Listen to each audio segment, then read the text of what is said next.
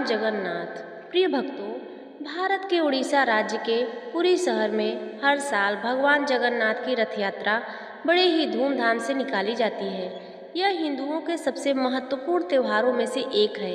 यह रथ यात्रा सिर्फ एक त्योहार नहीं, बल्कि आस्था, संस्कृति और परंपरा का एक जीवंत संगम है। इस साल रथ यात्रा 27 जून 2025 अर्थात कल से शुरू हो रही है, जो अगले 9 दिनों तक चलेगी। इस दौरान भगवान जगन्नाथ अपने बड़े भाई बलभद्र और बहन सुभद्रा के साथ विशाल रथों पर सवार होकर नगर भ्रमण पर निकलते हैं। लाखों भक्त इस दौरान भगवान के दर्शन करने और रथ खींचने के लिए पुरी आते हैं। मान्यता है कि इस पवित्र रथ यात्रा में शामिल होने और रथ यात्रा की कथा सुनने तथा सुनाने से व्यक्ति को असीम पुण्य की प्राप्ति होती है और उसके सारे पाप नष्ट हो जाते हैं। भगवान जगन्नाथ भगवान विष्णु के अवतार माने जाते हैं और उन्हें कलयुग का भगवान भी कहा जाता है। पुरी में स्थित जगन्नाथ मंदिर भारत के 4 धामों में से एक है और इसका हिंदू धर्म में विशेष स्थान है। हर साल आयोजित होने वाली रथ यात्रा भगवान जगन्नाथ, बलभद्र और सुभद्रा की गुंडीचा मंदिर तक की यात्रा का प्रतीक है। गुंडीचा मंदिर को भगवान जगन्नाथ की मौसी का घर माना जाता है। 9 दिनों तक भगवान वहीं विश्राम करते हैं और फिर वापस अपने मुख्य मंदिर लौट आते हैं। रथ यात्रा का महत्व सिर्फ धार्मिक नहीं है, बल्कि इसका एक गहरा सामाजिक और सांस्कृतिक पहलू भी है। यह यात्रा सभी धर्मों और जातियों के लोगों को एक साथ लाती है। भगवान के रथ को खींचने में सभी लोग समान रूप से भाग लेते हैं, जो समानता और भाईचारे का प्रतीक है। प्रिय भक्तों, रथ यात्रा से जुड़ी कई पौराणिक कथाएं और चमत्कार हैं, जो इस त्योहार को और भी खास बनाते हैं। कुछ कथाएं इस प्रकार हैं, जो हम आपको श्रवण कराने जा रहे हैं। पौराणिक कथा के अनुसार राजा इंद्रदुम्न मालवा देश के राजा थे। वे भगवान विष्णु के परम भक्त थे और एक बार उन्होंने भगवान के साक्षात दर्शन करने की इच्छा की। भगवान विष्णु ने उनकी भक्ति से प्रसन्न होकर उन्हें दर्शन दिए और उनसे कहा कि वे पुरी में एक मंदिर का निर्माण करें और उनकी मूर्ति स्थापित करें। राजा इंद्रदुम्न ने भगवान के आदेश पर पुरी में एक भव्य मंदिर का निर्माण शुरू किया, लेकिन उन्हें भगवान की मूर्ति कहाँ से मिलेगी, यह चिंता सताने लगी। एक रात भगवान जगन्नाथ ने उन्हें स्वप्न में दर्शन दिए और कहा कि वे समुद्र के किनारे जाकर देखें। उन्हें एक विशालकाय नीम का पेड़ मिलेगा। उसी पेड़ की लकड़ी से उनकी और उनके भाई बहन की मूर्ति बनाई जाए। राजा ने भगवान के कहे अनुसार समुद्र के किनारे गए और उन्हें वास्तव में एक विशाल नीम का पेड़ मिला, जिसमें से दिव्य प्रकाश निकल रहा था। राजा ने उस पेड़ को कटवाकर उससे मूर्ति बनाने का आदेश दिया, लेकिन कोई भी शिल्पी उस लकड़ी को काट नहीं पा रहा था। तभी एक वृद्ध बढ़ई के रूप में स्वयं भगवान विश्वकर्मा वहां प्रकट हुए। उन्होंने राजा से कहा कि वे एक शर्त पर मूर्तियों का निर्माण करेंगे कि जब तक मूर्तियां पूरी न हो जाएं, तब तक कोई भी उस कक्ष में प्रवेश नहीं करेगा। राजा ने उसकी शर्त मान ली। विश्वकर्मा जी ने कक्ष के अंदर काम शुरू कर दिया। कई दिनों तक कक्ष से हथौड़ी और छेनी की आवाज आती रही, लेकिन कुछ दिनों बाद आवाज आनी बंद हो गई। रानी गुंडीचा उत्सुकतावश कक्ष के अंदर झांकने लगी। उन्होंने देखा कि विश्वकर्मा जी ने मूर्तियों का निर्माण अधूरा छोड़ दिया था और वे वहां से जा चुके थे। राजा और रानी बहुत दुखी हुए। उन्हें लगा कि उन्होंने भगवान विश्वकर्मा का अपमान कर दिया है, लेकिन तभी आकाशवाणी हुई कि भगवान की यही इच्छा थी कि मूर्तियां इसी रूप में रहे। उन्हीं अधूरी मूर्तियों को भगवान जगन्नाथ, बलभद्र और सुभद्रा के रूप में स्थापित किया गया। यही कारण है कि आज भी भगवान जगन्नाथ की मूर्तियां अधूरी हैं। उनके हाथ और पैर स्पष्ट रूप से दिखाई नहीं देते। यह दर्शाता है कि भगवान के दर्शन करने के लिए सिर्फ बाहरी रूप नहीं, बल्कि सच्ची महत्वपूर्ण भक्ति है। पौराणिक कथा के अनुसार रथ यात्रा के दौरान भगवान जगन्नाथ बड़े भाई बलभद्र और बहन सुभद्रा के साथ गुंडीचा मंदिर जाते हैं। गुंडीचा मंदिर को भगवान जगन्नाथ की मौसी का घर माना जाता है। इस यात्रा के पीछे एक गहरी पौराणिक कथा है। माना जाता है कि जब विश्वकर्मा जी ने मूर्तियों का निर्माण अधूरा छोड़ दिया था, तो राजा इंद्रदुम्न और रानी गुंडीचा बहुत दुखी थे। रानी गुंडीचा ने भगवान से प्रार्थना की कि वे उनकी अपनी माँ के रूप में स्वीकार करें और अपने जीवन का कुछ समय उनके घर बिताएं। भगवान जगन्नाथ ने उनकी प्रार्थना स्वीकार कर ली और उन्हें वचन दिया कि वे हर साल एक बार उनके घर आएंगे। यही कारण है कि हर साल रथ यात्रा के दौरान भगवान जगन्नाथ अपनी मौसी के घर गुंडीचा मंदिर जाते हैं। यह यात्रा भगवान और उनके भक्तों के बीच अटूट रिश्ते का प्रतीक है। 9 दिनों तक गुंडीचा मंदिर में रहने के दौरान भगवान के विभिन्न लीलाएं पूजा अर्चना की जाती हैं। इस दौरान लाखों भक्त गुंडीचा मंदिर में भगवान के दर्शन करने आते हैं। भगवान जगन्नाथ से जुड़ी एक सुंदर कथा है भक्त दासी कर्माबाई की। कर्माबाई एक गरीब और साधारण महिला थी, लेकिन वे भगवान जगन्नाथ की परम भक्त थी। वे हर सुबह भगवान के लिए खिचड़ी बनाकर उन्हें भोग लगाती थी। कर्माबाई इतनी श्रद्धा से भगवान को भोग लगाती थी कि भगवान स्वयं उनकी खिचड़ी खाने आते थे।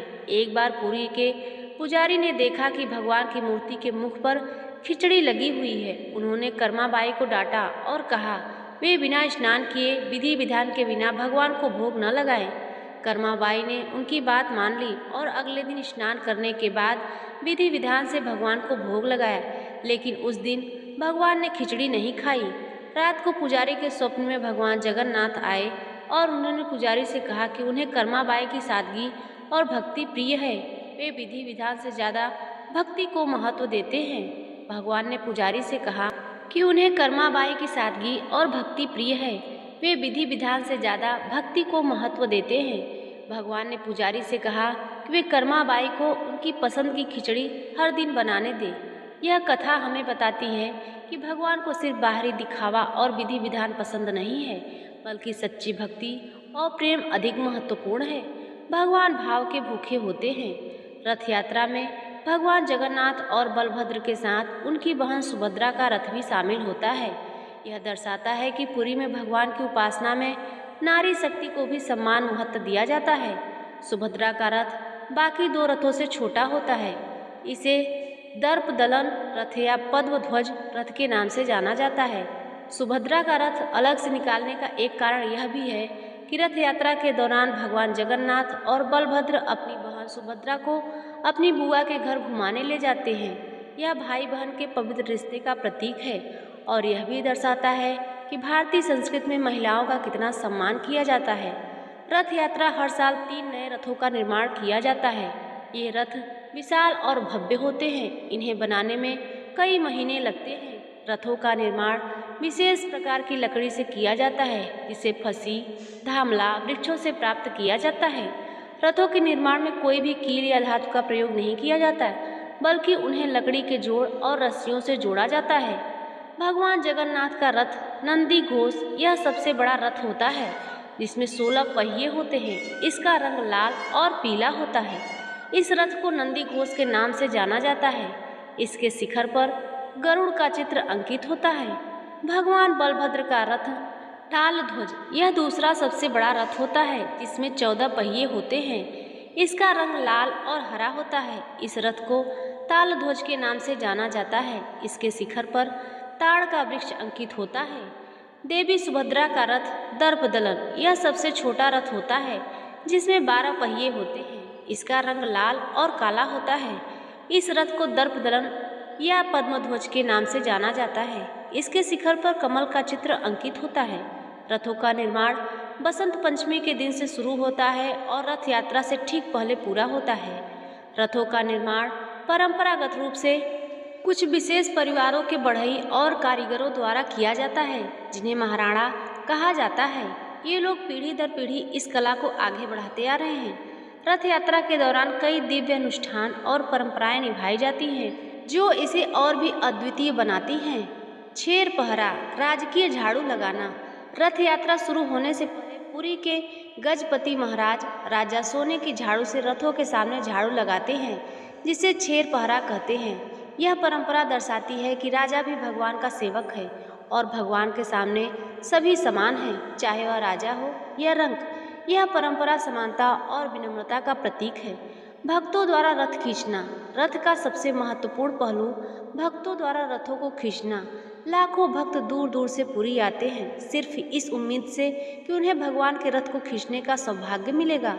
मान्यता यह है कि रथ को खींचने से व्यक्ति को मोक्ष की प्राप्ति होती है और वह जीवन मरण के चक्र से मुक्त हो जाता है।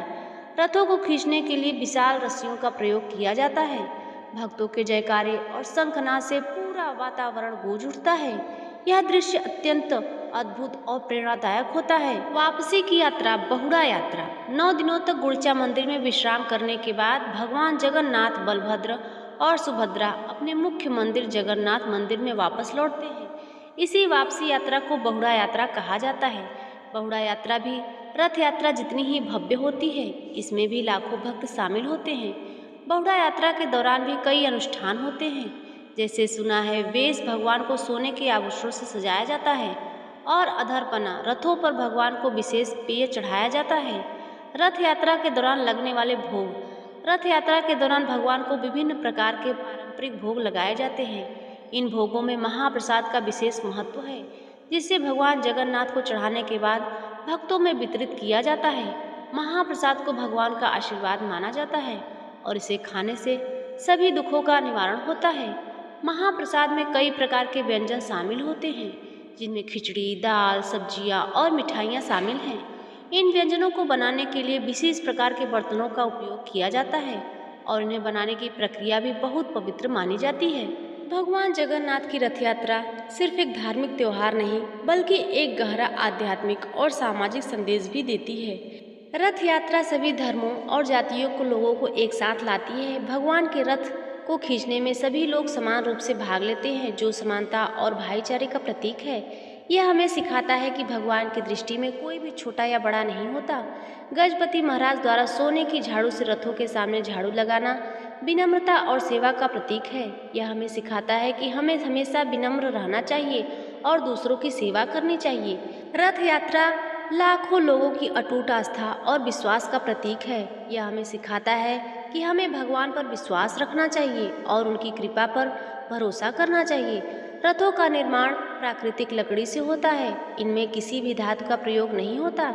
यह हमें प्रकृति से जुड़े रहने और उसके समान संदेश देता है। भगवान जगन्नाथ की अधूरी मूर्तियाँ हमें यह सिखाती है कि जीवन में पूर्णता सिर्फ बाहरी रूप में नहीं, बल्कि आंतरिक भाव और भक्ति में होती है। वर्तमान समय में यदि आप पूरी जाकर रथ यात्रा में शामिल नहीं हो सकते, तो आप घर बैठे इस पवित्र कथा का श्रवण करें और भगवान जगन्नाथ का स्मरण करके असीम पुण्य प्राप्त कर सकते हैं। सुबह शाम भगवान जगन्नाथ का ध्यान करें और उनके मंत्रों का जाप करें। परिवार के साथ रथ यात्रा से जुड़ी कथाएं सुने और सुनाएं। घर पर भगवान को सात्विक भोग लगाएं और उन्हें प्रसाद के रूप में ग्रहण करें। यथासंभव गरीब और जरूरतमंद लोगों की सहायता करें और दान करें। रथ यात्रा के दौरान सकारात्मक रहें और अच्छे विचारों को अपनाएं। यह रथ यात्रा हमें सिखाती है कि जीवन में कभी भी हार नहीं माननी चाहिए, भगवान पर विश्वास रखना चाहिए। भगवान जगन्नाथ हम सभी पर अपनी कृपा बनाए रखें और हमें सही मार्ग पर चलने की प्रेरणा दे। यह कथा आपको भगवान जगन्नाथ की रथ यात्रा के महत्व, पौराणिक कथाओं और आध्यात्मिक संदेश को समझने में मदद करेंगी। घर बैठे इस पवित्र कथा का श्रवण कर आप भी इस अद्भुत और चमत्कारी यात्रा का हिस्सा बन गए हैं और भगवान जगन्नाथ का आशीर्वाद आप सभी पर बनी रहे। जय जगन्नाथ। प्रिय भक्तों, आज की कथा आपको कैसी लगी कमेंट में ज़रूर बताइए और हमारे चैनल से जुड़े रहिए, क्योंकि आज से 9 दिनों तक लगातार आप जगन्नाथ की कथा का श्रवण करेंगे, जिससे भगवान की रथ यात्रा का पुण्य कुछ हम लोगों को भी मिले, जो कि घर बैठे भगवान की रथ यात्रा में शामिल नहीं हो पा रहे हैं। कम से कम रथ यात्रा की कथा सुनने से ही हमें पुण्य फल प्राप्त हो पाए। अगर आपको यह वीडियो पसंद आए तो वीडियो को लाइक और चैनल को सब्सक्राइब अवश्य करें और कमेंट में जगन्नाथ भगवान का जयकारा अवश्य लगाएं। जय भगवान जगन्नाथ।